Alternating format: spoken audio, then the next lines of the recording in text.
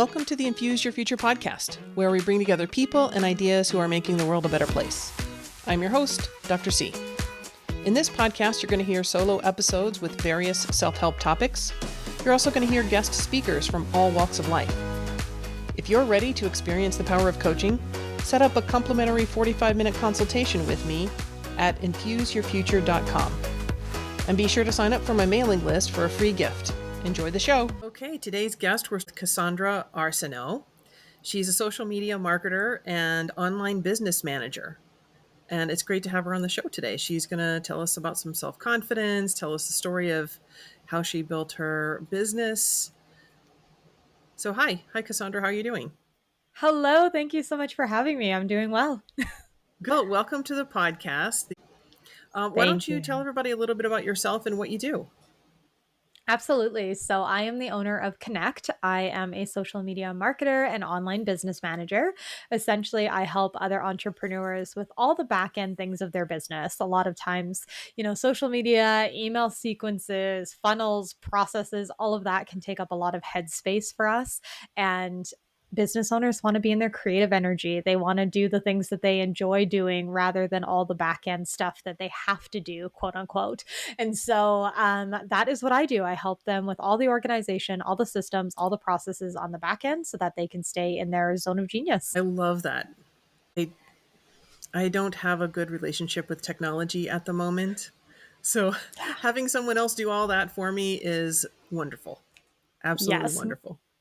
Most people don't, especially as you think about all of the different pieces of technology that are involved. It can get very overwhelming very quickly. Now, I know one of the things that you love to talk about is self-confidence, belief in yourself, and I'm sure you needed to have those traits in order to build your business and to be successful in your business. Absolutely. I think that, when you pull the trigger and start something from scratch, it can be very daunting and very overwhelming. And, not everybody believes in you, right? Not everybody is there, rah, yeah, quit your job, do all the things. And so, for me, building a business from a place of confidence was difficult at times, but also something that I try to instill in all my clients and just in my community is that confidence is a really important piece of building a business and of growing your community and of your movement. Now, what prompted you to start this business? What were you doing before? What was the aha moment that made you think, I got to quit what I'm doing and start this new gig? And what was your journey like on the road? Absolutely. So I started off thinking in high school, I was going to be a psychologist. That is what I took in when we were in high school. You have to pick a career for the rest of your life when you're, 16 years old. And so I was like, yeah, I love psychology. I love how the brain works. I'm going to be a psychologist. And so I started off like that. I went to university, applied for the psychology program and, did university. In my second year of university, we get to pick electives every year. And my goal with my electives was to try something different, do an industry I know nothing about so that I could learn just different skills. And so in my second year, I took a business management elective. Had no idea. I've never run a business. I don't come from a background of entrepreneurs. Like this was nothing in my wheelhouse. And I was like, yeah, this sounds like fun. So I took this class. It was like a night class and I loved it. I felt like I was learning so many new things, so many things that I had never even thought about. And I was like, this is super interesting.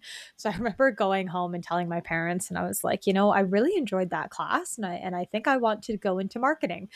And my dad always used to tell me, yeah, you can be a psychologist, but I really see you in event planning. I was like, okay, I never thought much of it.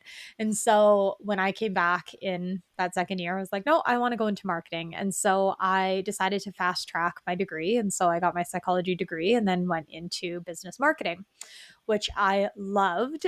And as we were kind of developing different skills and learning about different parts of marketing, social media came up. And so I was like, ooh, okay, this is really interesting. This was before TikTok. TikTok was not in the textbook yet. But, it came out and I was like, I really love social media. So then I took another program. So I took another program focused in on social media. So once I was done all my school, I was like, okay, what do I want to do with this now? I have all this knowledge. Now, how do I want to implement it? And so there was an internship at a naturopathic clinic in my community. It was a small business. There was only 5 people working there at the time, and so I thought this would be a really good opportunity to get in the ground level of a business and to really learn how they operate, how small businesses work, how marketing can help them grow their business. And so I was like, "Okay, I'm gonna take this job." Against what other people might have told me, I was like, "No, I really wanna work with a small business." So I did. I got in there, I spent my year in the internship. I learned so much about business, and I thought, how can I do this with more people? What can I do here? And so it was actually my partner, Marco, who had mentioned it to me. He was like, I think you should start your own business. I think you'd be really good at that. And so I was like, sure, why not? Let's try it. And so I had spent 3 months building the back end of my business. I quit my internship. I had saved up enough to quit my internship, and I gave myself 3 months to build my business. I built the website, the social media pages, the offers, all the things that, you had the time to build. And so I took the time to do that, and then I launched. And so I have been in business now for 3 years. My first year, I, did well. We made money. Did I make as much as I wanted to? Not quite. But as I kind of grew my business, as I grew my clientele, I started to learn about who I really enjoyed working with, how I really liked to work. And that's kind of how it built to where it is now. Now, when it comes to the confidence piece, when I told my parents, hey, I'm going to quit my internship that had offered me an extension, they were like, what are you talking about? No, you're not. Why would you do that? I said, no, no, no, I'm going to run my own business. And they were like, yeah, okay, whatever you say, And so they watched me. I was in my parents' house the first year that I was in business, and they watched me like hustle. I was working hard. I was working long hours. I was up all night. And to see the end year goal, they were like, oh, like, good job, but you could have done that in any other job. And I was like, yeah, don't worry. Like, just give me a second here. And so when I called them at the end of this fiscal year and I said, hey, like, I crossed 6 figures in my business, they were like, this year? Like, you did that this year? And it was like this huge shock for them to understand that it is possible, right? And so my parents believe in me. Absolutely. I love them to death. But there are moments, right? They want to look out for what's best for you. And so they kind of had that piece in them that was like, we come from a traditional 9 to 5. Are you sure this is the right path for you? And I had to stay in my confidence and know what was good for me in those moments and say, you know what? I so appreciate your advice and your input. However, this is what feels really good for me, and I have to trust myself in that. And I think that's where a lot of confidence comes from, is just trusting in yourself. I love that you had so much confidence. Now, most people coming out of college wouldn't have that kind of foresight, wouldn't have that kind of drive. So what do you think it is that gave you that confidence? And what advice do you have for other people that are in your shoes, or maybe even later in life, or whatever their circumstances in life? If they're tired of their current situation, or they're just about to enter the world. Where did you get Yeah. that confidence from? And what do you say to others? Absolutely. So I think there's this element of discovery, right? Whether you're coming out of high school or whether you've been in a job for 20 years, there's pieces to this that we don't get to discover ourselves very much. And I'm not saying I moved to Africa and did the backpacking trip. I didn't do anything like that. But what I did do was I tried different things. When I started, back when I was 12 years old, we were in grade 6. We had a sleepover at a historical site locally. And I thought it was the coolest place ever. I was like, I can't wait to work here. That summer I volunteered. I worked there for 8 years. I spent like almost a decade at the age of 12, like 13, up until I was, leaving high school at this same place. And I learned that in that you can get really good at what you do and still not feel that it gets the right place for you. And it's okay to know that about yourself and try different things. So in me, I was like, okay, well, I'm going to go into psychology because that's what I really love, like, thinking about. And so I went into psychology, but I knew deep down that I wanted to try different things because maybe something else would pique my interest, or maybe something would complement what I was doing. And so as you are in your space, whether you're coming out of high school, coming out of college, in your business for a long time, or in somebody else's business, try and do different things within that organization. Try to do different pieces of it. So if you're right now in the marketing sector and you're like, you know what, I really want to try sales, or I really want to try different pieces of a business. And maybe you can't do that right within that company, but you can learn about it in other places. We have social media, we have YouTube, we have all these other resources that we can learn about different things. Let's say you love cooking as a hobby. Okay, well, play into that. How can you make that be something that's more than just a hobby, right? And so when it comes to confidence, I think it really just comes down to being willing to try different things, even though it might not work out. And so again, I'm not saying go quit your job, go, remortgage your house to do something. But what I am saying is if you have an opportunity to try something different, don't shut it down before you've tried it. If your husband's like, hey, let's go to Costa Rica for a week, and you're like, oh, I'm kind of scared. Like, I don't like traveling. Try it out. Or if you're like, hey, you know what? My aunt offered me an opportunity to work at her bakery on the weekends. Try it out. You can do different things without having to completely tear down everything that you've built. And within that, you start to learn more about what you enjoy. You start to learn more about yourself. And then the confidence piece comes with that. Because as you start to enjoy what you're doing, you start to show up better. You start to show up more. A lot of people come to me and say, hey, Cass, like, how do I show up more on social media? And the first thing I ask them is, what's your block with social media? There's a reason why you don't want to be there. There's a reason that's coming up inside of you that feels scary or nerve-wracking or judgmental or whatever it is. Everybody's different, but whatever that is, there's a reason why you don't want to show up. Once we can break down that block around it, the confidence starts to come back because now it feels exciting for you. It feels lit up. It feels happy to be there. And so when you're thinking about confidence and you're thinking about changing careers or changing direction, sit in yourself, think about it. What feels really exciting for me? Maybe a little nervous, maybe a little worried, but what feels exciting for me? That's the direction you want to follow. My dad once said to me, we're learning how to drive. First time I got behind the wheel, he's like, okay, we're at a dead end street. He's like, okay, how do you feel? And I was like, I feel scared. And he's like, okay, if you feel scared, you're not driving. And I was like, what do you mean? He's like, you're not going to drive if you're scared of it. And I was like, okay. He's like, are you nervous? Are you worried? What's the actual emotion? And I was like, no, I'm nervous. He's like, okay, you can be nervous, but when you're scared of something, there's a reason for that, right? So think about it. Are you nervous or are you scared of it? What's the actual emotion?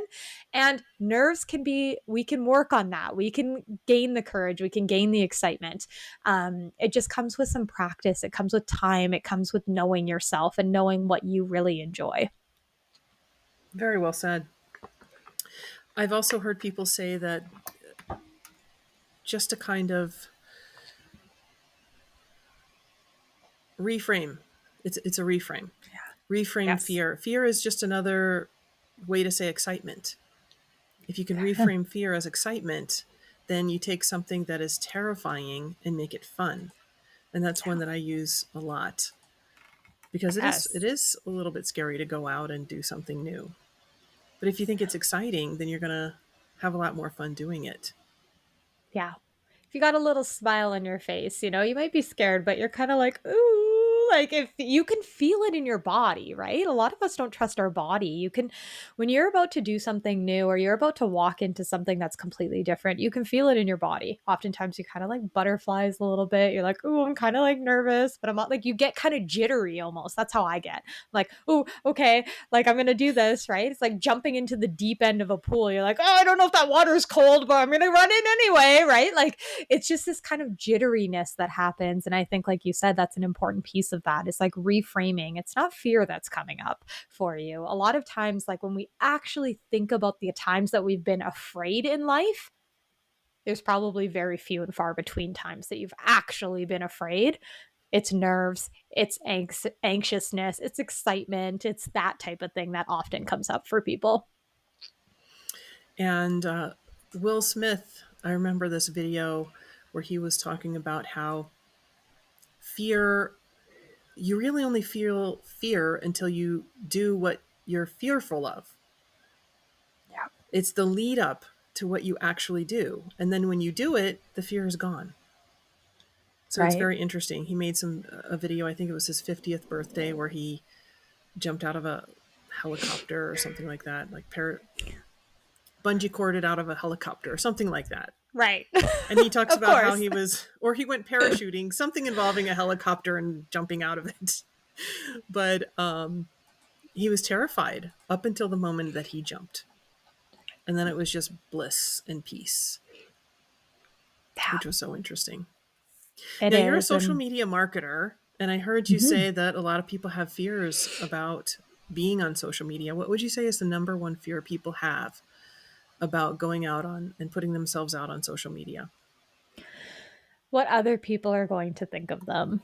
I think that comes up for us in a lot of different aspects of life, right? When you were in school, you were worried about it. Then you got older, then you got a job, then you started worrying about what your coworkers thought. Then you started showing up on social media and what are they going to think? And we're always worried about what other people think of us. And my what I like to tell my clients is, well, amongst many things, but nobody cares as much as you do. Like, and I say that in the most loving and respectful way, but nobody cares. Like, really and truly, like, you are the person that is coming to the table. You're putting yourself out there. It's vulnerable for you, but people aren't paying that close of attention to you. Your friends are, your besties, your mom, maybe, but the world, they've moved on. They've scrolled, right? When you think about how you consume content on social media, you're lucky if you get 5 seconds into a video before you've scrolled. And so that's what other people are doing with your content, not because they don't like you, but because that's how we live in a social media world. We're constantly just scrolling through things. So I remind my clients that, as you're showing up on social media, you're going to get nervous. We all do. Like, I show up every day. I'm always recording videos. There are days when it's just not working. But within that, I remind myself that, you know what, I'm going to post it. I'm going to get it out there. Nobody is paying attention to this. I'm the one that's being hard on myself. It's okay to be imperfect, right? And so when we think about social media and we think about how to just show up, messy action is still action. So a lot of people come and say, okay, well, you tell me to post multiple times, or you tell me that I have to get on video, and like we talked about that fear piece. Okay, what is coming up for you around video? What are you nervous? A lot of people say, okay, well, I'm nervous what other people think. Trust me, nobody cares as much as you do. Now let's break down these pieces. And so, okay, well, I've done like 50 videos and I still hate it. Guess what? Video's not for you. I will tell you right now, video's not your thing. If you showed up on 50 videos and every single time it was a headache and it took you hours or, multiple days to get this to go through, and you're just like, I hate this, I'm not going to ask you to keep struggling through that. That doesn't make sense. But if the first time you're a little nervous, the first few times you're like, I feel a little sticky around it, I don't know what to do, and then it starts to improve and you start to get butterflies, maybe you start to get excited, or you start to do it more often, there's that fear that came in that went away once you started doing it, right? So try to do things consistently for a period of time before you just throw it out the window. Again, I'm a social media manager. Do I want people to show up on video? Absolutely. But if they have done it for, 50 videos and it still sucks, guess what? We're going to try a different tactic. We're going to try something different. It's not for you, and that's okay. It's like public speaking, right? It's literally getting up in front of an audience, right? So if you've done it a few times and you're like, oh, I'm nervous, but I'm getting better at it, great, keep going. That's what's going to push you in the right direction. But if you get up there and you can't speak to people multiple, tens of hundreds of times, guess what? We're going to try different tactics. So I think it's just important to recognize where your limits are, push yourself outside of your comfort zone. But also, if you've done it over and over and over and it's just not sticking or it's just not working, shift it. It's okay to shift. I like that you put that in towards the end, that it's not for everybody. But as long as you're improving and having a little bit more fun each time, Right. keep at it. Because nothing's going to be perfect the first time. And it's That not perfect the 100th time. Yeah, that's true. That's true. There's always another edit that can be done. Whether you're writing, videographing, it doesn't matter. So what else would you like to say about self-confidence today? Absolutely. So I think when it comes to self confidence, a lot of people ask me, where did your self confidence come from? Where did this even, like, how do you do this? And so when I was in grade 4, that's when you have to start public speaking. I remember thinking, okay, well, you have to write your speech here in Canada. That's what we had to do. We had to write a speech and then we had to say it to our class.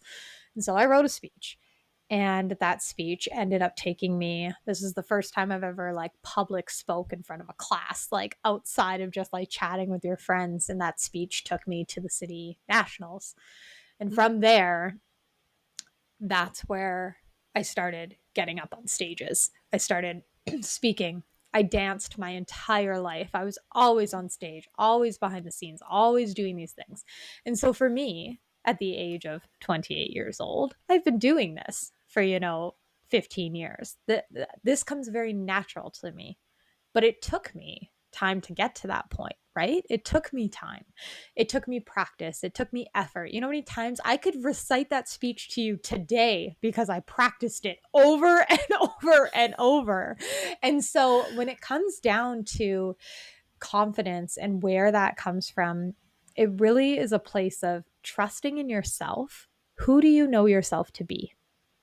Who are you showing up for? How are you showing up? If you're showing up for anybody other than you, you're doing it wrong.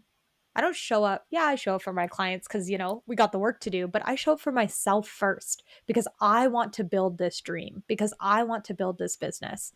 Now, my clients are a byproduct of that. And do I wake up at 7 a.m. to get on my emails for them? Absolutely. But when I show up on social media, it's for me. It's because I enjoy it. It's because I have fun doing it.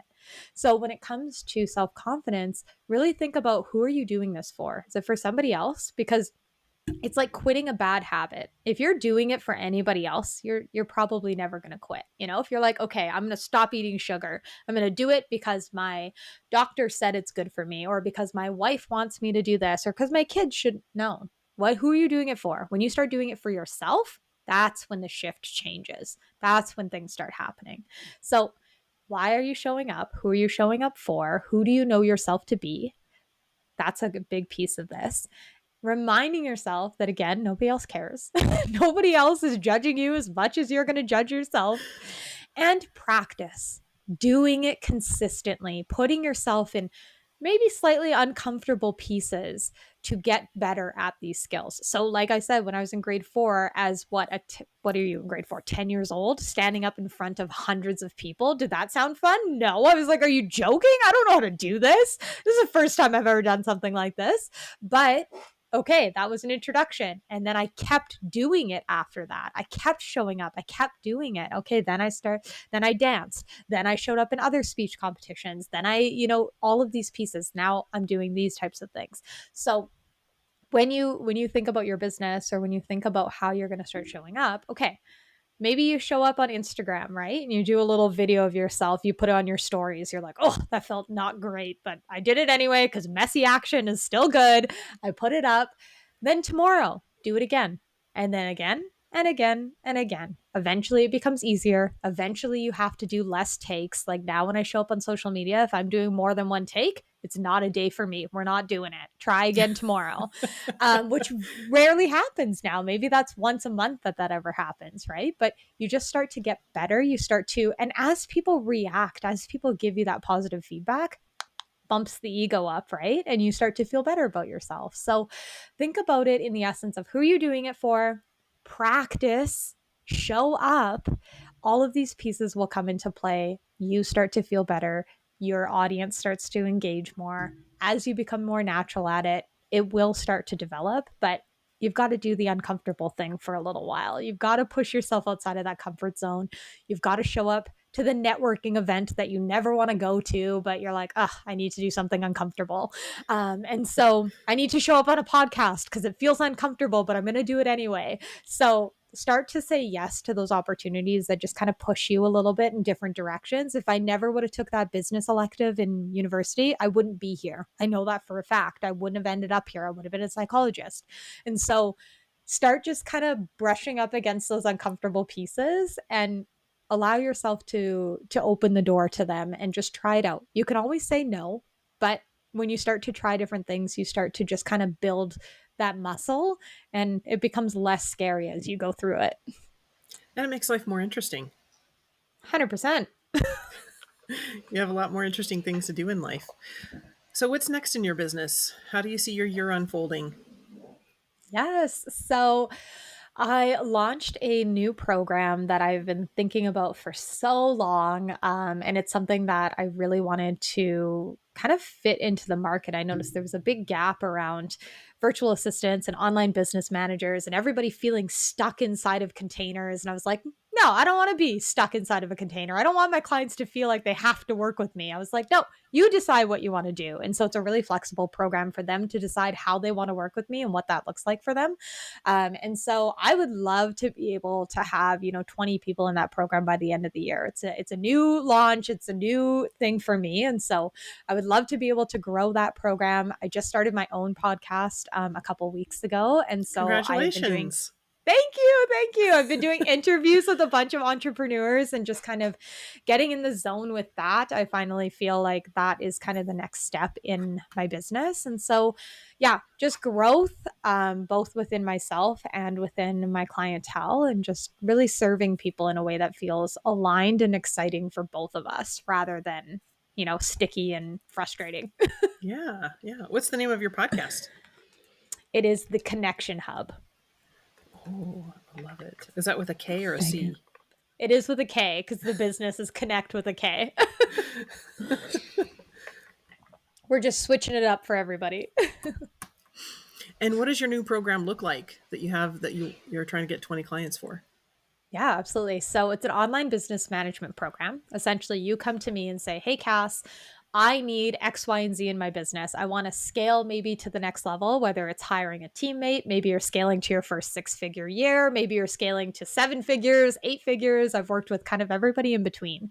And so wherever you're at, you're kind of at that next level. You want to level up, you want to take it to the next point. And so you come to me and say, hey, Cass, I want to get to this point. What can we do strategically to make that happen? And or you might say, hey, Cass, I am launching a mastermind and I need all the back end systems set up. And so I take all of the information you share with me, I set everything up for you, and we work on a month to month basis. So it's called the Business Bestie Program. Just in the same way that you and your besties can see each other, have the best time, and then leave for a month and come back to that same conversation and feel like nothing ever happened, like there was no distance in between you. That's what I want this program to feel like. So you can leave for a couple months, take some time, do what you need to do, and then come back and say, you know what, now I need these things in place. And so it's a really flexible program. You decide what hours you need me for, and I get the work done on the back end. So yeah. That sounds like a lot of fun. It is. It is a lot of fun. It's always something new, which I really enjoy. Each client I work with is very unique and very different. And so it allows me to stay sharp in my skills and just kind of help people where they need it. So if somebody wanted to be one of those 20 people that signs up for your program, how do they find you? Yeah, you can find me on my Instagram or my website, let's __connect with a K. Everyone took Let's Connect or Connect already. So here we are with 2 underscores. But I am always on social media. You can Google my name as well. Everything is there. So yeah. All right. And we'll have it in the show notes for everybody. Perfect.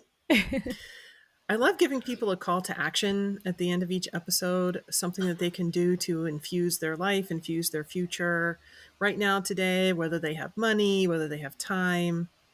Do you have any suggestions for people?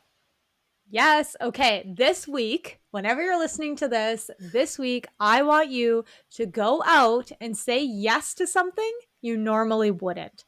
So whether that's a coffee date with a friend you haven't seen in years, or it's an Instagram live, or it's skydiving, whatever direction you want to go in, I want you to say yes to something that normally you'd be like, I don't really know if I want to do that. Go, just say yes, enjoy the moment, learn from it. If it was something at the end you were like, yeah, I just really didn't enjoy that, no problem. Or if it was something that you ended up having fun with, now you have an introduction to something that you can keep playing with. So go say yes to something. That's what I would love for you to do this week. That sounds fantastic. I'm definitely going to take you up on that. Yes. Well, thanks for being on the show. It was so much fun. Yes. Thank you so much for having me.